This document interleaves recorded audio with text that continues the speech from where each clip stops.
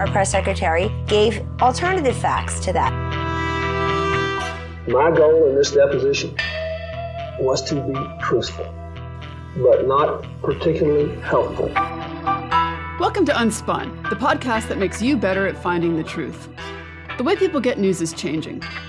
It used to be that there were many reporters who would research stories and write articles, but now politicians and famous people share information directly with you on social media and the internet. That means you find out things fast, but it's up to you to make sure the information's actually accurate. And newsmakers don't always do their part. The temptation to manipulate information is strong. They bend the truth to deceive so that they can avoid accountability, so that they can advance their agendas. When you recognize these agendas, you can sometimes find out what's real. And we're at a crossroads where anyone can share anything online, so it's important to sharpen your critical thinking skills. Finding that deception before it goes viral is pretty much a survival skill now, and we're going to do it together. Let's get unspun.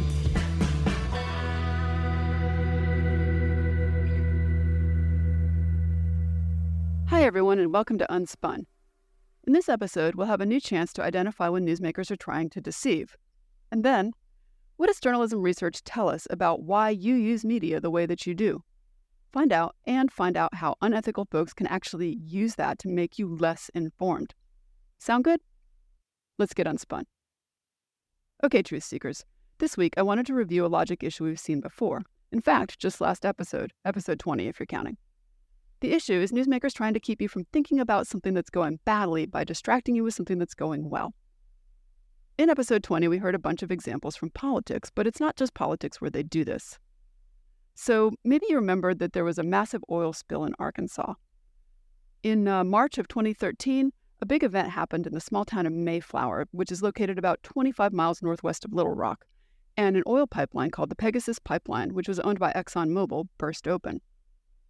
It was a big media event. You could watch news stories with rivers of oil flowing down the streets of a small town.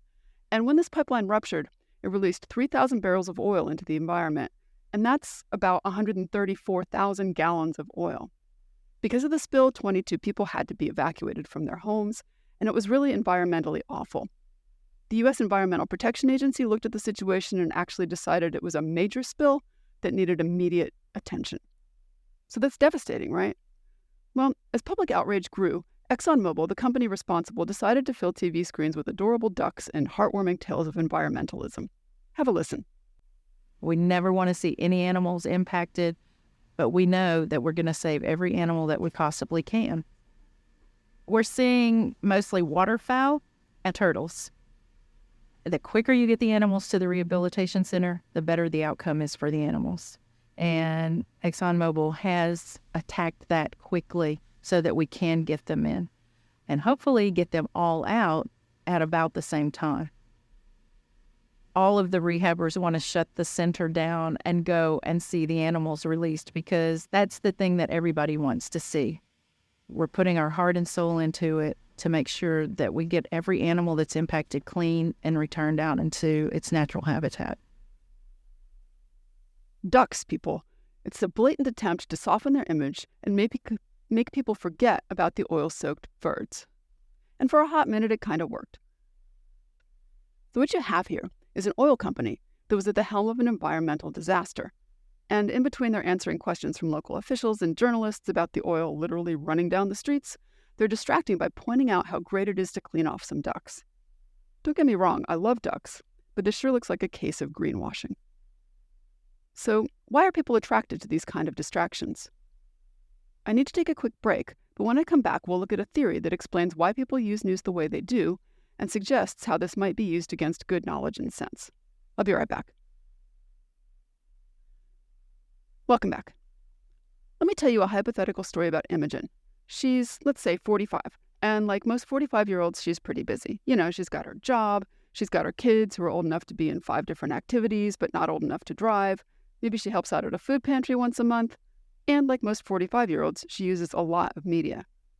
So after a long day at work, Imogen needs to unwind a bit, so one of her favorite ways to relax is to stream episodes of Bridgerton, because the storyline is great and the characters are fun and it helps her escape from her stressful job. And when she treats herself to an episode, it helps her keep a positive mood. Imogen is also at the age where she's getting to be important at work. She's a project manager, and so she feels like she has to stay up with what's going on in the world.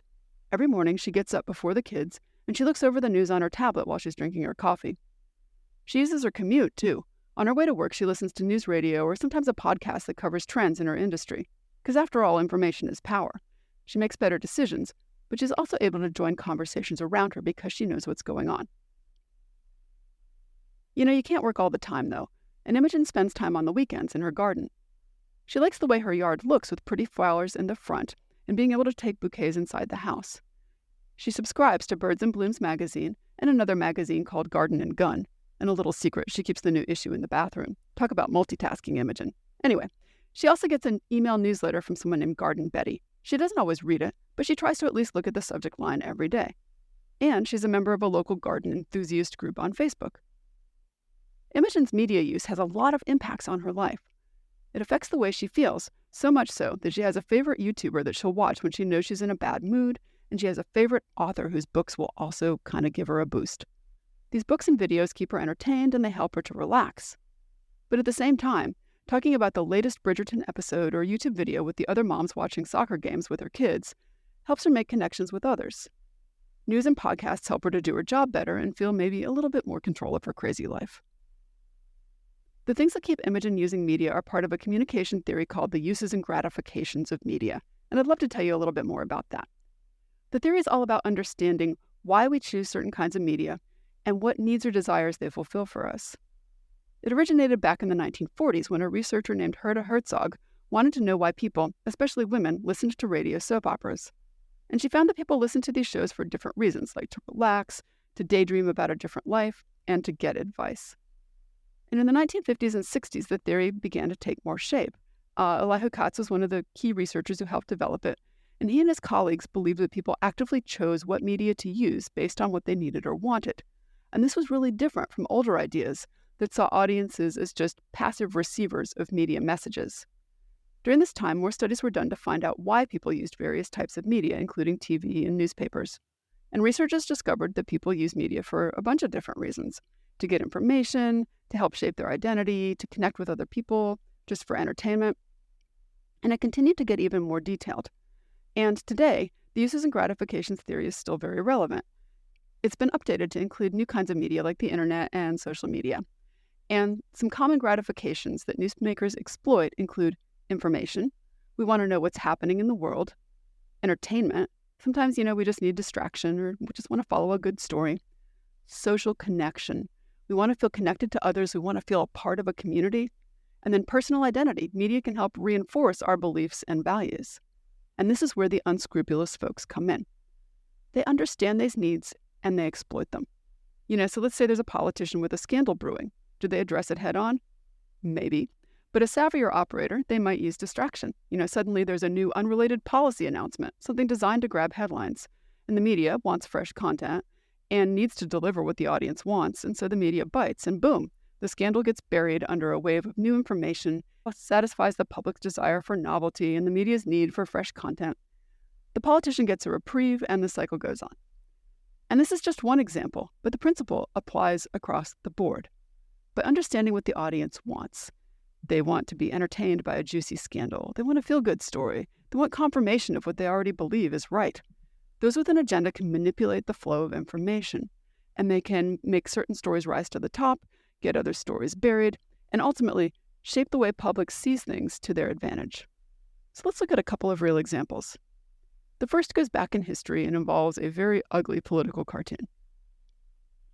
The U.S. in the 1890s was hungry for its place on the world stage.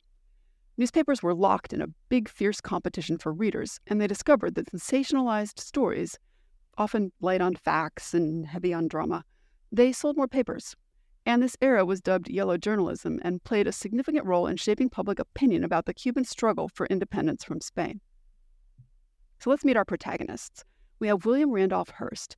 He was young and brash and hungry for power, and he actually inherited his father's newspaper, the San Francisco Examiner, and he turned it into a sensation with bold headlines and scandalous stories, and now he's set his sights on conquering New York.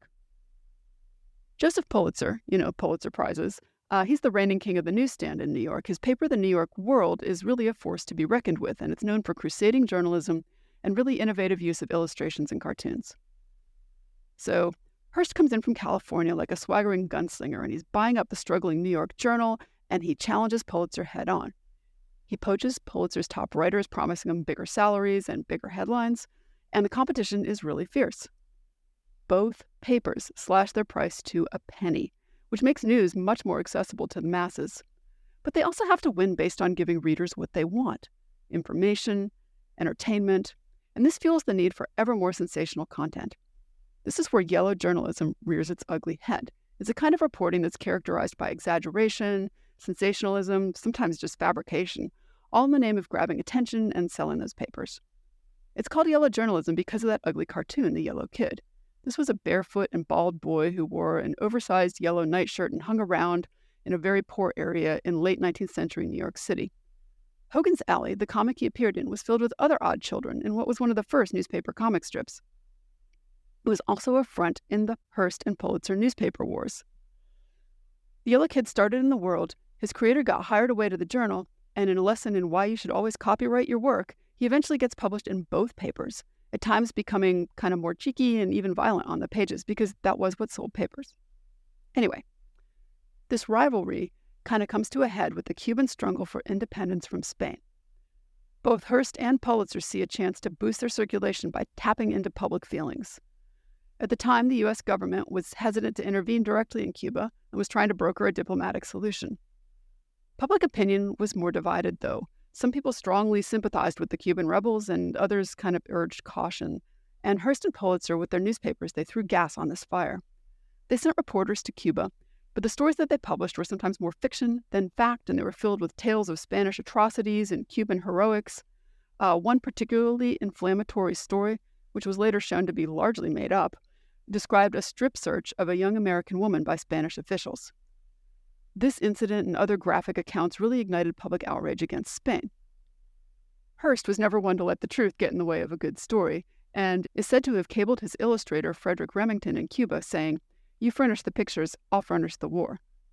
And furnish a war he did, at least in the pages of his paper. The inflammatory coverage, kind of blown up by the competition between the newspapers, had a significant impact. Public opinion increasingly switched toward intervention, and when the USS Maine, a battleship, exploded in Havana Harbor on February 15th of 1898, it killed 266 American sailors, and both newspapers immediately blamed Spain, even though there was a real lack of evidence. The sensationalized coverage demonstrated the power of giving people what gratifies them in the media. It can change public opinion and ultimately influence events. Let's have a more recent example. This one started with a personality quiz on Facebook. Harmless fun, right? But behind the scenes, a data company called Cambridge Analytica was collecting information. They knew about the people who took the quiz, but they also exploited the fact that people often don't keep up with the permissions they give online to learn all about their friends, too.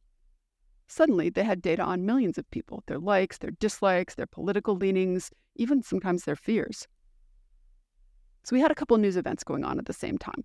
In the United States in 2016, people were gearing up for a presidential election. This was the Clinton-Trump election. And across the ocean in the UK, people were debating whether they should leave the European Union, the Brexit as it became known. And so politicians and foreign governments actually used the data and personality profiling from Cambridge Analytica to try to influence both events, applying audience uses and gratifications.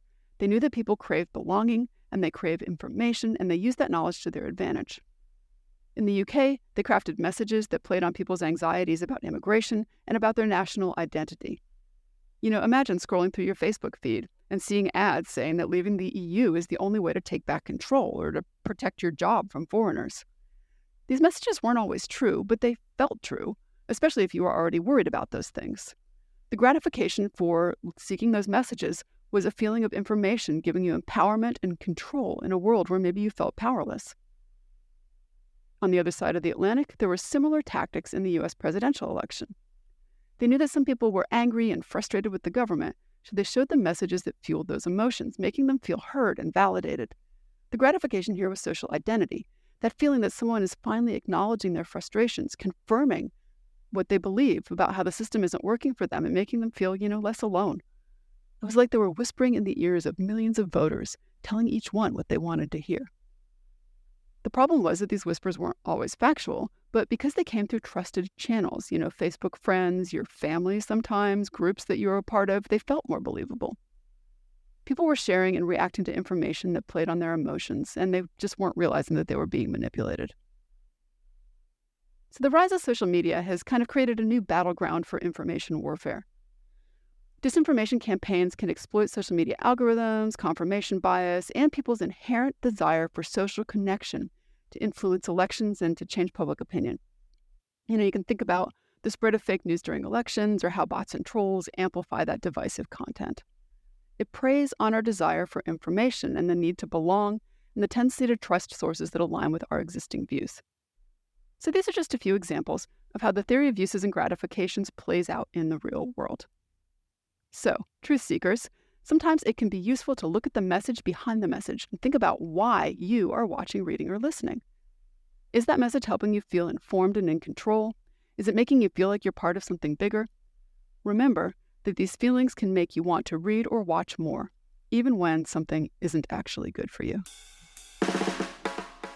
Thanks for getting Unspun with me this week. Unspun is a production of me, Amanda Sturgill, and is a proud member of the MSW Media family of podcasts. Send me your thoughts and ideas about trickery in the news on Gmail at TheUnspunPodcast@gmail.com. I even write back. And find this episode's show notes and more information at TheUnspunPodcast.substack.com. Want to learn more and get smarter? Check out my book, Detecting Deception, Tools to Fight Fake News, which is available on Amazon or your favorite online bookseller. And until next time, stay sharp, everyone.